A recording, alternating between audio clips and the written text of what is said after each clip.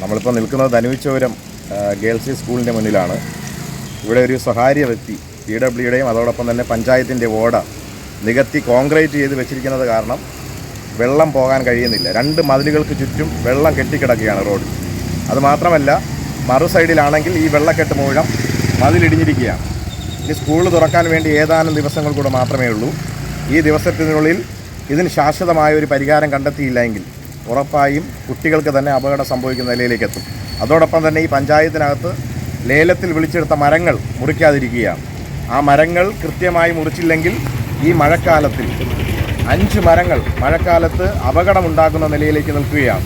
School തുറന്നു കഴിഞ്ഞാൽ ചിലപ്പോൾ ആ മരങ്ങൾ കടപുഴകി വീണ് കഴിഞ്ഞാൽ കുട്ടികൾക്ക് തന്നെ അപകടമുണ്ടാകുന്ന നിലയിലേക്ക് എത്തി. അതുപോലെ തന്നെ പഞ്ചായത്തിൻ്റെയും അതുപോലെ ഈ സ്കൂളിൻ്റെയും അധികാരികൾ കൃത്യമായൊരു ഇടപെടൽ നടത്തി എത്രയും വേഗം ഇതിനൊരു ശാശ്വത പരിഹാരം കണ്ടെത്തണമെന്നാണ് പറയാനുള്ളത്. അല്ലാത്ത പക്ഷം വലിയൊരു അപകടം സംഭവിക്കും.